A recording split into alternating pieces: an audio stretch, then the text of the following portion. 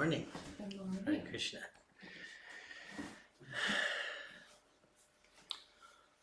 Om Namo Bhagavate Vasudevaya. Om Namo Bhagavate Vasudevaya. Om Namo Bhagavate Vasudevaya. Om Namo Bhagavate Vasudevaya. Om Namo Bhagavate Vasudevaya. Om Namo Bhagavate Vasudevaya. Hare Krishna. So we're going to do Srimad Bhagavatam class. My name's Parampara. And we're going to be reading. This is third canto, part 2 in this edition. Third canto, chapter 9, text 9. Chapter 9 is entitled Brahma's Prayers for Creative Energy. And we're in text 9. So canto 3, chapter 9, text 9. 399.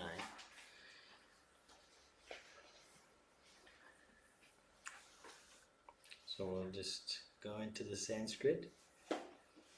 Yes. Yavat pritaktvam idam atmana indriyarta. Yavat pritaktvam idam atmana indriyarta. Maya balam bhagavato jana isha pasyet. Maya balam bhagavato jana isha pasyet. Tavanna samshrutir asal prati sankrameta. Tavanasmam smitirasau pratisankrameta. Vyarta piduka nivaham vahati kriyarta. Yarta pituka nivaham bahati kriyarta. Yavat pritaktvam idam atmana indriyarta. Yavat pritaktvam atmana indriyarta. Maya balam bhagavato jana isha pasyet. Maya balam bhagavato jana isha pasyet. Tavanam samsritir asaprati sankrameta. Tavanasmam smitirasau pratisankramita. Vyarta piduka nivaham vahati kriyarta. Yarta piduka nivaham bahati kriyarta. Yavat pritaktvam idam atmana indriyarta. Yavat pritaktvam atmana indriyarta. Maya balam bhagavato jana isha pasyet. Maya balam bhagavato jana isha pasyet. Tavan na samsritir asal prati sankrameta. Tavanasam smitirasau pratisankrameta. Vyartapi dukkha nivaham vahati kriyarta. Yarta viduka nivaham bahati kriyarta. Yavat pritaktvam atmana indriyarta. Yavat pritaktvam idam atmana indriyarta. Maya balam bhagavato jana isha pasyet. Maya balam bhagavato jana isha pasyet. Tavanasam smitirasau pratisankrameta. Tavanam samsritir aso prati sankrameta. Yartapi dukkha nivaham bahati kriyarta. Vyartapi dukkha nivaham vahati kriyarta. Yavat prihatvam idam atmana indriyarta. Yavat pritaktvam idam atmana indriyarta. Maya balam bhagavato jana isha pashat. Maya balam bhagavato jana isha pashyat. Tava nasam shir asha pati shankrameta. Tavana samsritir asau pratisankrameta. Yardha pi duga nivam bahati kriyarta. Yartha viduka nivaham bhakti kriyarta. Anyone else? Online, in person. Yavat pritaktva indriyarta. Yavat pritaktvamitamaatmana indriyarta. Maya balam bhagavato jana isha pashit. Maya param bhagavato jana isha pashyat. Tavana samsriti rasau pratisankrameta. Tavana samsritirasau pratisankrameta. Vyarta viduka nivaham bhakti kriyarta. Vyarta pituka nivaham bahati kriyarta. We'll do the word for word translation. Yavat, Yavat. as long as. As long as. Pritaktvam, Pritaktvam. separatism. Separatism. Idam, this. Atmana, Atmana. of the body. Of the body. Indriya artha, Indriya artha. for sense gratification. For sense gratification. Maya balam, Maya balam. influence of external energy. Influence of external energy. Bhagavata, Bhagavata. of the personality of Godhead. Of the personality of Godhead. Jana, Jana. a person. A person. Isha, Isha. O my Lord. O my Lord. Pasyat, Pashyat. sees. Tavat, Tavat. so long. So long. Na, Not. Samsriti, Samshriti. the influence of material existence. The influence of material existence. Asau, Asau. that man. That man. Pratisankrameta, Pratisankrameta. can overcome. Can overcome. Vyarta api, Vyarta api. although without meaning. Although without meaning. Dukkha nivaham, Dukkha nivaham. multiple miseries. Multiple miseries. Vahati, Vahati. bringing. Kriya Kriya arta. for fruitive activities. For fruitive activities. Translation. O my Lord, the material miseries are without factual existence for the soul. Yet as long as the conditioned soul sees the body as meant for sense enjoyment, he cannot get out of the entanglement of material miseries, being influenced by your external energy. Purport by His Divine Grace A.C. Bhaktivedanta Swami Prabhupada. The whole trouble of the living entity in material existence is that he has an independent conception of life. He is always dependent on the rules of the Supreme Lord in both the conditioned and liberated states, but by the influence of the external energy, the conditioned soul thinks himself independent of the supremacy of the personality of Godhead.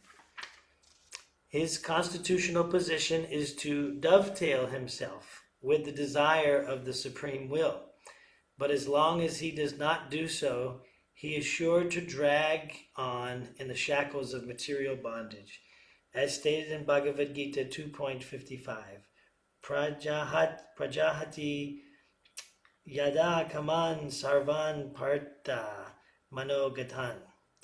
He has to give up all sorts of plans manufactured by mental concoction The living entity has to dovetail himself with the supreme will. That will help him get out of the entanglement of material existence. Om Gyanati Mirandasya Ginandina Shalakaya Chakshur Unmilitamina Tasmai Shri Guruve Namaha Namo Om Vishnupadaya Krishna Padaya Bhutale Shmati Bhaktivedanta Swaminiti Namni Namaste Saraswati Deve Gauravani Pracharni Nivajesa Sunyabadi Pachachari Sachai. All right, thank you for being here. So I'll be glad very soon to hear what's happening for you. If anybody has, you're coming here with something on this verse, or perhaps something else on your mind and heart that you'd like to share. And I'll just say a few words, say a few things about this purport. So again, this chapter is entitled Brahma's Prayers for Creative Energy. So, and actually in the previous chapter was also lots of Brahma sort of glorifying and praising the Supreme Lord. And so this chapter, Brahma is specifically offering prayers, glorifying the Lord. So he's speaking to Krishna. And, all right, so this verse, O my Lord, the material miseries are without factual existence for the soul. Yet as long as the conditioned soul sees the body as meant for sense enjoyment, he cannot get out of the entanglement of material miseries, being influenced by your energy. So this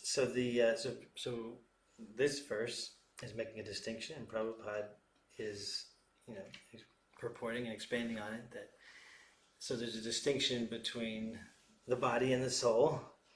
And so if we're identifying with the body, then it seems that these material miseries are very real. And there's some, in the previous verse, Brahma is mentioning some, like perplexed, these poor creatures are constantly perplexed by hunger, thirst, severe cold, secretion and bile, like digestive problems. I was experiencing digestive problems. I'm allergic to cashews. I ate 2 things with cashews yesterday. It's very suffering. I was trying to enjoy prasadam, which also is a problem. Maybe should have been honoring the prasadam, but and yeah, coughing winter, blasting summer, rains, and many other disturbing elements, overwhelmed by strong sex urges and indefatigable anger. So those are just some examples of the material miseries that Brahma is speaking about. Yeah, so we've had like a drought here, like extreme drought for wildfires, raging wildfires, and so we've been needing rain. And then yesterday we got a good amount of rain in this area, but then I went to a wedding, and they didn't want the rain. That was a misery for them. It's like the forest fires, like craving the rain. This would be soothing. This would be relieving. This would be a godsend. But for those of us at the wedding, it was a misery. We're trying to eat prasadam. It was amazing. Prasadam was devotee there making fresh dosas on the spot. But it's raining, but he's still making the doses. So that was a misery. So yeah. And then, so we have different sort of miseries. And, sometimes we in comparison, we count ourselves lucky. Like, well, at least I'm not suffering like them over there, or like that. But everybody has their own miseries that maybe for one person it's like, well, I feel, I'm in good health. And but then, I have money problems, or whatever. Or maybe I have plenty of money, I can buy whatever I want, but relationship problems. I have relationship problems. Or I have healthy relationships, but I have bad health. Or, whatever. We have everyone's suffering, everyone's struggling. And so And even if we're like everything's doing fine personally, but then a hurricane came and knocked over my $1 million beach house, or it's just forest fire threatening the $1 million homes in California, whatever is happening, and so there's always threats. These sort of threats from, if not, and even if everything's going well, from other living entities are not bothering me, and natural disturbances are kept at bay. But then I have my own mind to create other disturbances. So the verse in Prabhupada is saying that actually these material miseries are without factual existence for the soul. So they're not actual part of the soul's reality. But as long as the conditioned soul sees the body as meant for sense enjoyment, that the body is our vehicle for sense enjoyment, for enjoying the senses, then we cannot get out of the entanglement of material miseries being influenced by your external energy. So there's another distinction there between Krishna's energies. So his internal potency, his internal energy, it's pure spiritual energy. We at least make a distinction. For those of us, it's helpful to make distinctions. For some souls, they don't need to make distinctions. They don't make distinctions. But for us on this path of sadhana bhakti, and making distinctions is valuable. And so, we make a distinction between Krishna's like pure internal spiritual energy, potency, and his external energy, which we relate to in the form of the material world. It's like covered under illusion. We relate to it, material energy, and then there's Krishna's marginal potency, marginal energy, which we are of that energy, is the jiva soul, that we have a position. It's described like the beach, sometimes covered by at the beach, sometimes the land is covered by the water and sometimes it's not. So that's us, in a sense, the marginal potency, that we have that possibility that we could be covered or we could not be covered. We could be covered by the external energy, or we could be influenced by the internal energy of Krishna. So there's making these distinctions, and Prabhupada goes on. The whole trouble of the living entity in material existence is he has an independent conception of life. And then the following statement is the correction. So that's a trouble. That's the whole trouble with this material thing. Is where material existence is, where we have some conception that we're independent, but Prabhupada's actual correction is that he is always dependent on the rules of the Supreme Lord in both the conditioned and liberated states. So whether under the influence of Krishna's internal energy or under the influence of Krishna's external energy in the form of like Maya, illusion, material energy, Prakriti, then it doesn't matter. We're still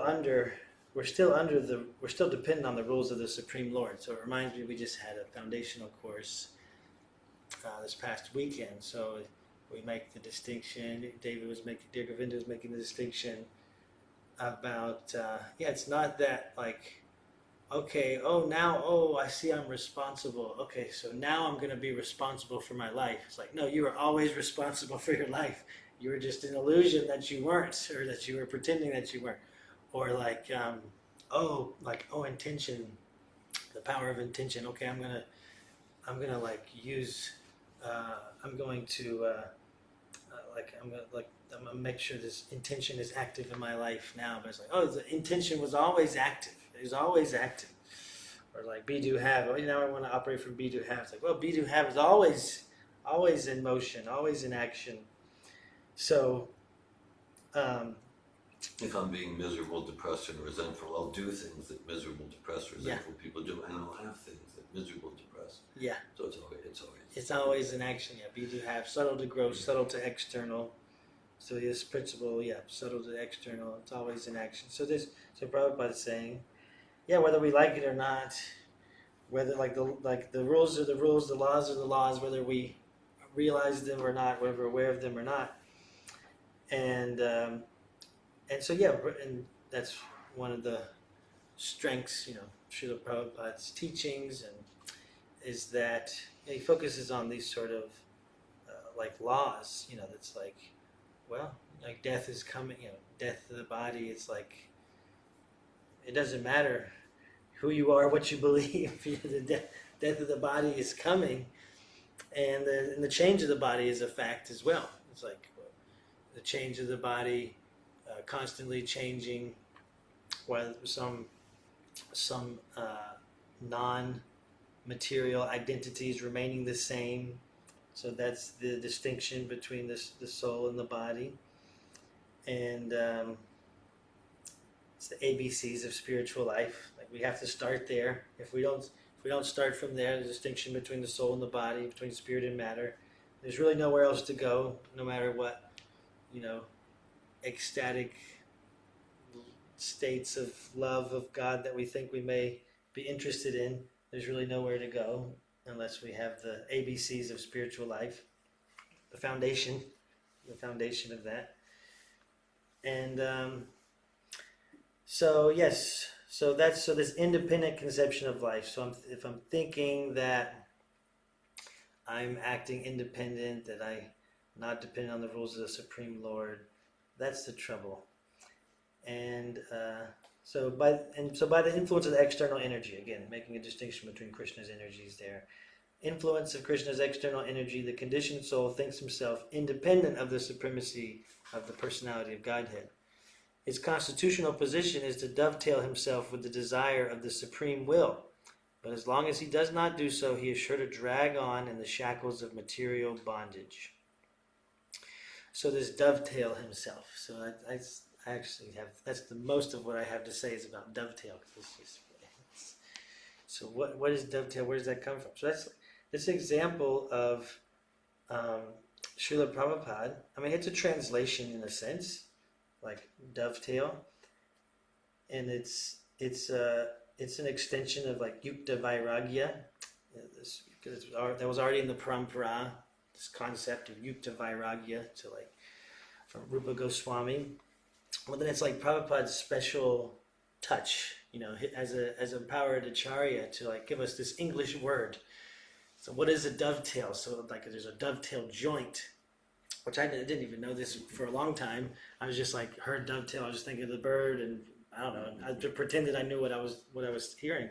But there's a dovetail joint, where two joints, like woodworking and things like that. These two joints just fit together perfectly. There's like notches. I should have a picture or something, but It looks like a dovetail. It's like a triangle. Yeah, I knew that. I already knew that. I already knew that for a long time. I mean, I knew it before today, but I was years before I just kind of unconsciously just like dovetail sounds good. Yeah, like a bird or whatever. I just pretended I knew it was Just happening. seeing who we have here. This is Devin, Aditya, Anandini, and Rukmini. Jai. Hare Krishna. So, so it's a joint and it fits together perfectly, and it creates this really strong, it's a really strong foundation. So, so whenever, like I said, it's an extension of Rupa Goswami. Rupa Goswami's writing, like philosophy, Yukta Vairagya. So like, but there's distinctions. It's a different sort of application, and it's a specific sort of translation and word. It's like Rupa Goswami's time. It's like his preaching, his writings, his audience. It's like there's a conception of renunciation that's like maybe perhaps impersonal or whatever, but it's just to renounce everything. The kind of the world is illusion, and it's false. It should be like rejected, and just that's sort of the conception that he's like preaching to, like So he's saying, well, Yukta Vairagya, actually, no, these is Krishna's energies that can be utilized for Krishna. So it's like maybe to build a temple or use resources, build temples, make buildings, and utilize Lakshmi resources, for Krishna's service. And then, so Prabhupada's audience is not so much having that conception of like, oh, we need to renounce the whole world necessarily. Prabhupada's audience is more like engaged in material desires, kind of like actively and aggressively and with a lot of gusto, working to satisfy material desires here in the West, particularly. I mean, the hippies had some idea of renunciation, but very incomplete and very But mostly, his audience is like, not so much like going to the forest, more like, oh, I'm working so hard to make money and material desires. So it's like this dovetail. It's like it's an extension of Yukta Vairagya that's like meant to like how to engage like the whole world, the whole machine of modern society into Krishna consciousness, like to dovetail it, whatever you're already doing, dovetail it, fit it into the joint, just dovetail it. It's like could be like a slogan. So here in this verse, he's speaking about something very specific, but in general, yeah, I mean that's like Savatov is like a dovetail. Savatov's like a dovetail. Like, okay, I have interest in it's like psychology and seminars, and we'll just dovetail it, make it part of the Krishna consciousness preaching and outreach and aligned with Krishna. It's like so yeah, it's like an example of like Srila Prabhupada's empowerment as an acharya to give us this sort of concept of like dovetailing. I mean, so in this particular verse, this purport, Prabhupada is saying, so constitutional position is to dovetail himself with the desire of the Supreme Lord. So this is particularly to fit our desires in with the desires of the Supreme Will. And as long as we do not do so, we're sure to drag on the shackles of material bondage. And he quotes the Bhagavad Gita verse. Yes, they give up all sorts of plans manufactured by mental concoction.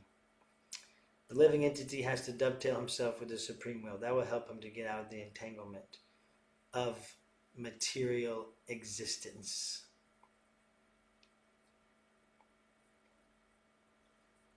Yeah. So, Hare Krishna. Anyone like to share any thoughts, whether it's about this, what we're gone over, or anything else? Want to share questions, comments? I have a statement that shows kind of a contradiction. So, on one hand,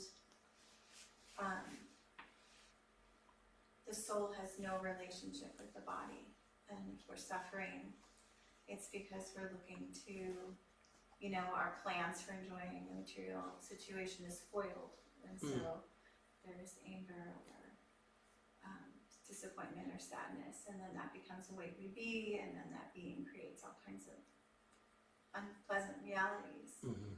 But in essence, the soul is completely free of the body and travels from one cart to the next quite easily if there's permission, and can even have completely different senses, and from one body to the next. Like if we're an ant, we're going to see the world so differently. So on one hand, there's that, and then on the other hand, there's dovetailing, which, if we become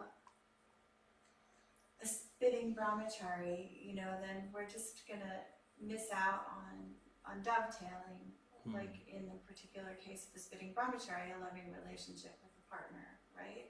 So, and children and family and all of these things that can be Krishnized. So,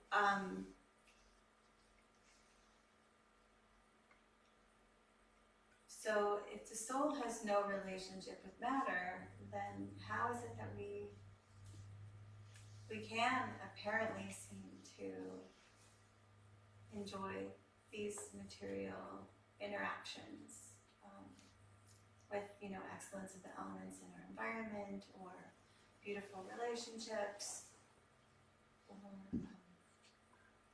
our proclivities, like someone is a good carpenter and then that can be used for Krishna. How does that work if there's really no relationship? Yeah, I'm hearing, like, maybe seems like some sort of contradiction that, all right, so there's no factual existence of like the material, for the soul level, like these material factors, whether material miseries or whatever they may be. Prabhupada's saying that, like, there's no factual existence. So then, like, there's no intrinsic relationship with, like, the spiritual our self, the spirit soul, and the material energy. Then how can we use the material energy for Krishna? How can we dovetail it? It seems that there needs to be some connection or relationship to be able to dovetail it.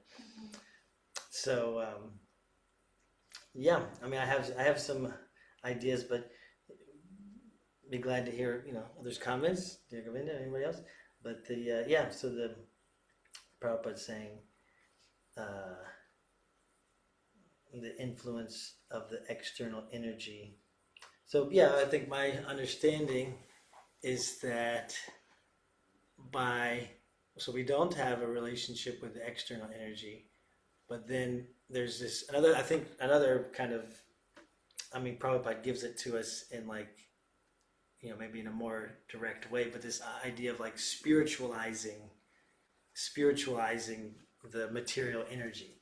So again, it's there in the Parampara, and at the same time, Prabhupada, like, really gives it, in a special, unique way. And the dovetailing. That's the essence of dovetailing. That's kind of the process of dovetailing, is that by dovetailing, by connecting it to Krishna, consciousness, then it spiritualizes the material energy. So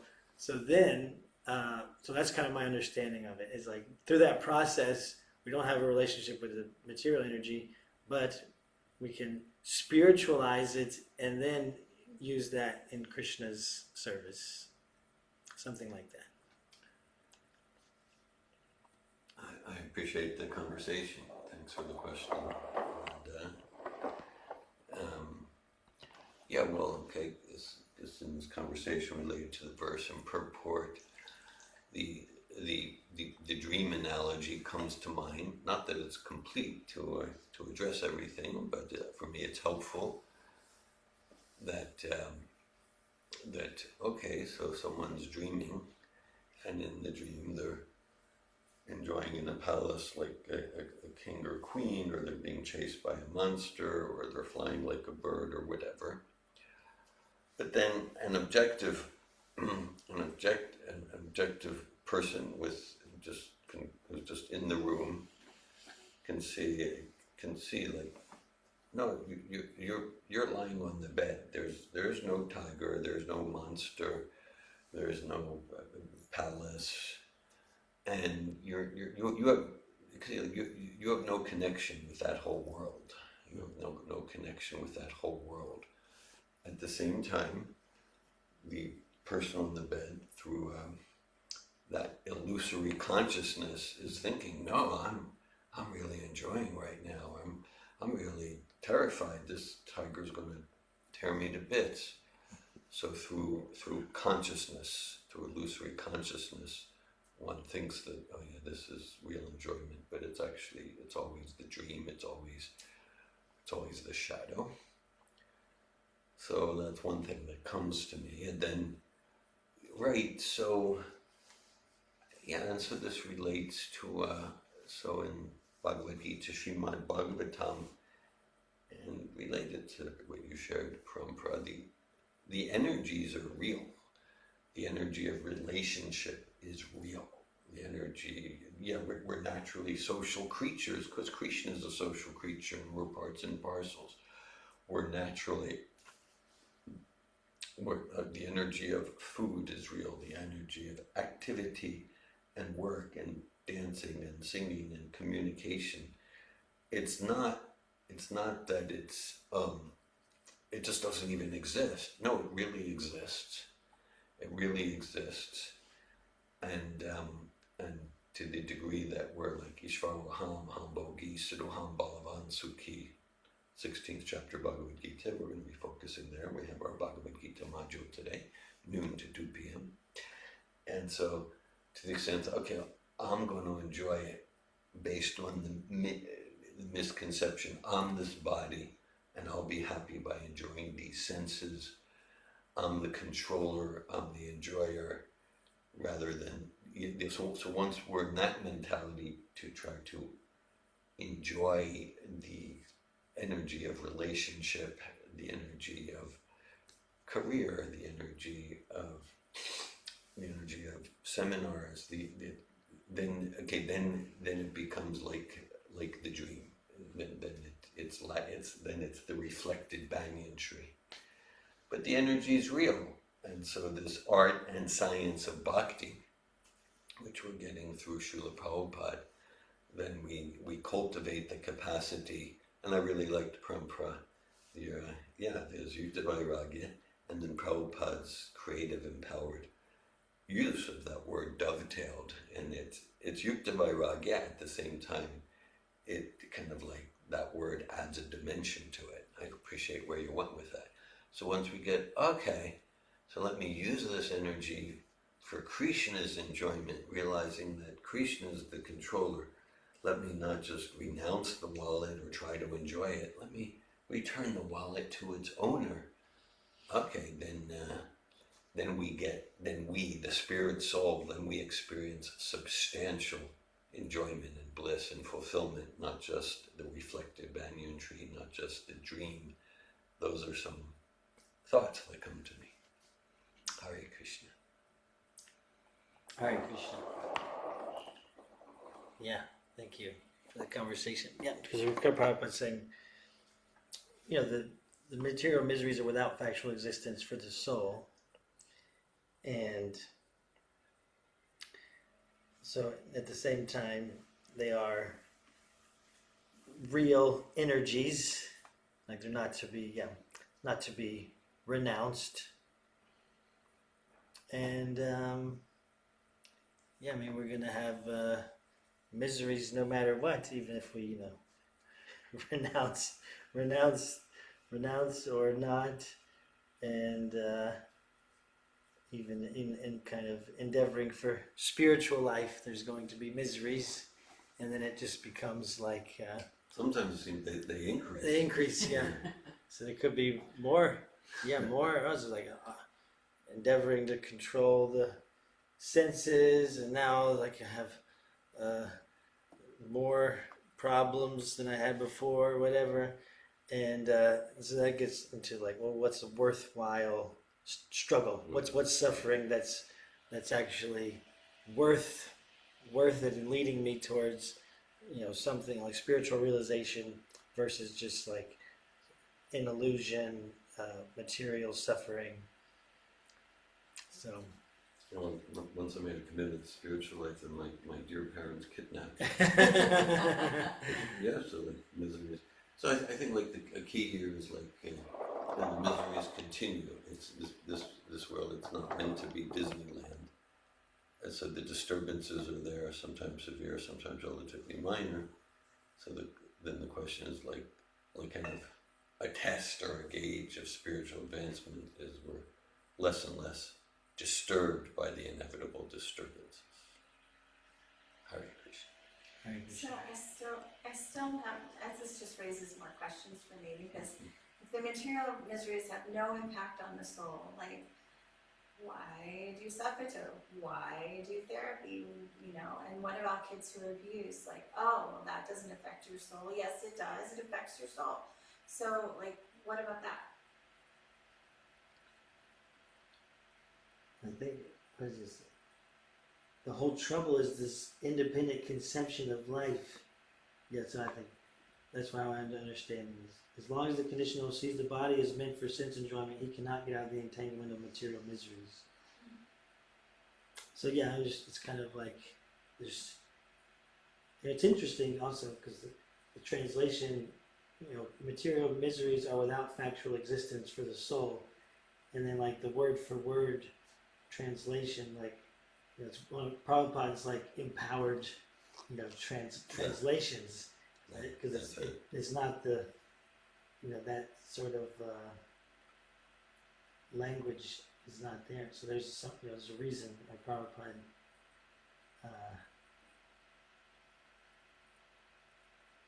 No material miseries for the soul that's spiritually identified. yeah. Not But his use that language is very powerful and are without factual existence for the soul. Yeah. For the soul, the soul that's identified with the soul. That's how I'm understanding. Yeah, so it seems like yes, that the well, back to the dream analogy. So the person on the bed is really not connected with the terror of being chased by the monster. Okay, but then an awake person kind of like can see the person on the bed's really suffering, like that, even though there's no connection with the monster. So the awakened person, like, come on, wake up to your real life. You can hike in the woods today, and you have some meetings with some friends, and you can go out in the sunshine. You can do your exercise. Come on, wake up to your real life. Wake up to your real life.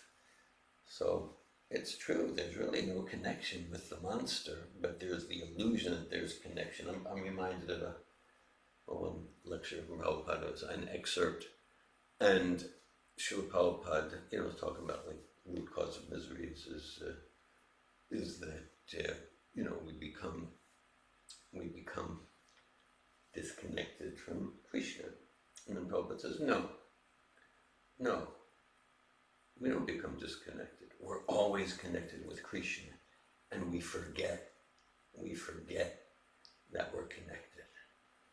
And so the process, whether it's self-discovery, self-realization, whatever, personal growth, connecting, the self turning towards itself and self-realization, the self turning towards super soul, it's about remembering that original blissful devotional connection. Just looking at the word for word translation, and it's kind of like, just take the English. It's like as long as separatism, this of the body for sense gratification, influence of external energy of a person sees the influence of material existence. So it's like a person sees the influence of material existence. Oh yeah, thanks for that. That's like, and Prabhupada translate that as like without factual existence for the soul. Yeah. But so it's like so one who's of the body, of the body for sense gratification, one who's using the body for sense gratification, and the influence of external energy, they see the influence of material energy. So anyway, we're seeing the influence of material energy, but it's not like a factual basis, something like that. Rukmini has a comment, and then I know you had to. So Rukmini says, what came to mind is to redirect the question to what is our relationship with our subtle body as a dream body, connecting us with the material energy. It's all played out. The soul is affected due to its original choice to look away from Krishna. Hare Krishna. Thank you for that comment. Thank you. Hare Krishna, Parampara. Thank you for the class today. Right. What's coming up for me is about commitment. And so the way I'll describe it, recently been thinking, to the extent that we commit, let's say, to a career or a spouse or family or whatever it is that we've committed to, I would like to say that most people have some concept of this won't all be wonderful all the time, right? So in a relationship, there's going to be hardship. You know, in a career, there's going to be difficulty. And what is our experience when we experience that hardship and that difficulty and that discomfort? My temperament and tendency so far, up until recently, up until now, has been, oh, I'm uncomfortable. That means I'm in danger. That means I've done something wrong. That means something needs to change. But to the extent that we're committed and can see from the outside a little bit, like objectively. So, for example, in a relationship, let's say you're married and then you have an extreme fight. You know, oh, that's it, I'm done, right? Like, I can't take this anymore. This isn't what this is supposed to be like. No, like to the extent that we can be grounded and be like, I'm committed. That means I'm here for this too. Same thing with career, same thing with other things. And with children, I'm trying to get to like a metaphor here. So let's say, for example, with children, I've experienced myself this way. A child is an upset. To what extent do you see a parent like, oh, you know, like here's candy, here's, you know, your toys, you know, let me put on a show for you, right? Like, what can I do to decrease this discomfort rather than just sit with it? Like, you get to have what's going on for you, and I'm here. So recently I've realized I am able to do this for myself more effectively, whereas before I identified so much with Rajas that anytime I was uncomfortable in my life, I would think, I've done something wrong. I need to change it. Like, what show can I put on? Like, what next thing? What next goal? What can I do? Instead of just like, no, I'm here for this too. And so how I'm tying this to this is, from my little bit of understanding, we decided to come here. We decided to do this. And I'm realizing it's not all fun and games. Inherently, there's miseries. If it's not this thing, it's going to be another thing. And I'm committed to get through it. Because I said I was going to do it, and I'm going to do it. Let me decide how I do it. And overarching thing that I'm understanding or getting from this is that through commitment, I experience a steadiness and a groundedness that, like, maybe a whimsical or unstable or like not accepting of discomfort would it would just put me into suffering so much because there wasn't acceptance. Thank you for sharing. Yeah, I'm hearing like so it's like when you commit to something, then like it's, you know, as you're saying, like for most of us, like it shouldn't be a surprise that there's going to be like challenges and discomforts and uncomfortable things like that. And then like how do we respond? I hear your growth and, you know, transformation that you've experienced in terms of your changing your relationship with discomfort and like, or challenges, or, you know, struggles in the face of commitment, or in the face of commitment, and in that is how you're really like utilizing that principle, like of, okay, you're gonna be committed, like to use that as like committed to persevere, you know, to like, okay, doesn't need to, like, because if without the commitment, then it's like I'm feeling that, you know, struggling, uncomfortable, so let me like do something else that would be like maybe a violation of my commitment or something like that. And I have another example. I have a friend that I've known for over a decade now, and we've had a real conversation about this. I don't think he would mind me saying, but over the decades, it's like, yeah, there's this new thing. I'm like going to school for like this whole new occupation. It's going to be awesome. I'm going to make so much money. It's going to be great. Does the thing, accomplish it, is in the occupation. And it's like, oh, actually, decided this wasn't good for my health, you know? Yeah. Like, no passion, no drive outside of that material, wanting the material benefit. And I've seen them go from career to career to career. Now they're in a position making more money than they know what to do with, and they said that, okay, I actually don't like this, and I'm going to go to this other thing. It's going to be easier, and all this kind of stuff for comfort. And I said, are you open to some feedback? And they said, yeah. I said, I've seen this pattern over and over again, where you're going towards careers that you care nothing about. You could care less about this topic, about this subject, about what you're doing, and then there's no skin in the game. Like, you quit because it's like, yeah, I actually don't care about this, and there's some misery. No matter where you go, there's going to be misery. It's like, choose something you're passionate about, and when you're passionate and the misery comes, you'll hold on anyway because it's worth it. Like, if you want something lasting. Yeah, I appreciate that.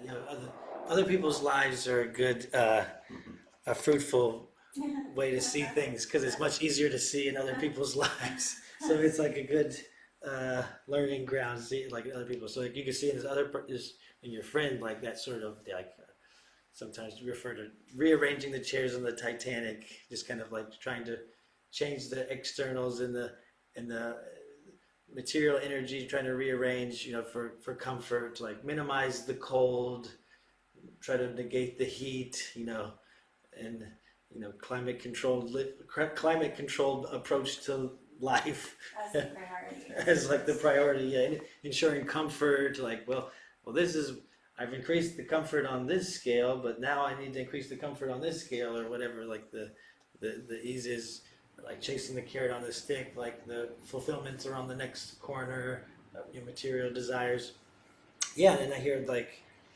Yeah, so like the remedy for that is like some commitment to like a higher principle, and that's kind of like something deeper, something more meaningful, that's going to like carry me through those like hard times or whatever. And yeah, I appreciate you mentioned like the way that we come here to the material world, and it's interesting to think about that as a commitment. I think I appreciate it as like a thought exercise, or at least like what do you call it? Like not a tool, but what is it? Like a thought tool, or a device, like a philosophical device, let's say, or something. To a philosophical term would be a heuristic. a heuristic. Oh, okay, good, nice. Yeah, so to use that to think of it, because I've heard it. Not that it was necessarily a conscious agreement that we made, but I've heard it termed in that way. It's like made some agreement. It's like we chose this, maybe not consciously, but choice also used that sort of phrasing. Like we chose to be here. We're responsible. At least law of karma. We're responsible for being here. But okay, to think about it as a commitment. I made a commitment to be here. So I just appreciate that as that opens up. But certainly, there's a commitment. We could say the commitment to take birth or made an agreement. But certainly there is the commitment for a second birth. Second birth. So that's the initiation, spiritual life, the second birth, and certainly that commitment is an opportunity for all the things you're talking about, right? Like that. All right, no matter how uncomfortable it is. I appreciate you mentioned marriage, and there's Jordan Peterson who says some things about marriage that I like. Commitment in marriage, just basically like, it provides a container, it provides a vehicle. If we take the vows literally, because it's like, till death do us part. It's like you're not getting out of this, like, and so that creates a container to kind of the things what you're talking about. It's like because if the container was, well, if you start doing stuff that I don't like, I'm out of here, or like, then that doesn't provide a container for kind of going deep. And what he was talking about is like, growth and personal growth and like healing and that sort of thing. And he said he wished that he married his wife sooner. Okay. He's not tired of her, with the work we've done together. The work, She yeah. wants more. Yeah. So putting that to like spiritual vow, that if we take it seriously, that it provides the container. Okay, no matter what, like here's my vow, and it creates. I'm not just going to be off to the next thing. If it gets uncomfortable, it gets hard. All right, Krishna. Hare Krishna. in the conversation, I'm reminded of a quote by Srila Bhaktivinoda Thakur, something to the effect of, like he's talking to Krishna, praying to Krishna. I, I regard troubles undertaken in your service as the sort of my greatest ecstasy. Right, and then that kind of takes it to another level. It's not just like, okay, well, these disturbances, handle them and keep going, commitment, but then like at that level of devotional consciousness, it's just like those troubles, those disturbances, they're actually an impetus for even deeper enthusiasm to serve Krishna, and that's the joy of the soul. Yes. It's like the ultimate progression of dovetailing to where those material miseries become ecstasy. They become ecstasies in service. Even in marriage, right? Oh, it's right at peace and in his life. Bhaktivinoda Thakur was married. Yeah, lots of kids. He had 13 children, from what I've read. Yeah, well, I'm reminded of in the first canto, it describes where Kali Yuga begins to come in, and it talks about all sorts of signs of Kali Yuga in the weather, and said, and there was, and there began to be even quarrel between husband and wife. Shocking. Yeah. Okay. And I think it relates to the first part of our discussion 15 minutes ago. Yeah, I mean, in one sense, yeah, for sure. Bhakti Siddhanta, the world stands in no need of any reformer. So why do Sabbath seminars? Why help the abused children? And it's a good question. And then it gets to, okay, like, because, I mean, everyone has the highest guidance. There's like that. They don't. But then it gets to like, for me in my process of waking up from my dreams, what's my service? What's my service? And like, oh, okay. My service is to endeavor to dovetail psychology and communication training and transformational seminars. And not that I have this realization, but the idea is like, essentially and ultimately it's for my purification, and the results are between Super Soul and the participants in the coach training and like that. So in one sense, what's the point of anything? But then it's like, well, that the nature of the soul is to serve Krishna with enthusiasm. That's what it means to yatat tarora mulani shechanena, to water the root of the tree. So that's actually like what's my service? What's my service? So okay, my service is to announce a morning devotional program in the line of Srila Prabhupada, and so that's the question. It seems to relate also with just like foundational Bhagavad Gita principle, like do your duty, like doing your work according to your nature, and without attachment to the results, and without thinking I'm the doer. Do your work and not your neighbor's work. Yeah. Bhagavad Gita. And going back to part of your question earlier, you had mentioned like, per the temperament and tendency of a person, we might have this proclivity for something and we seem to enjoy it so much. Like, what's that about?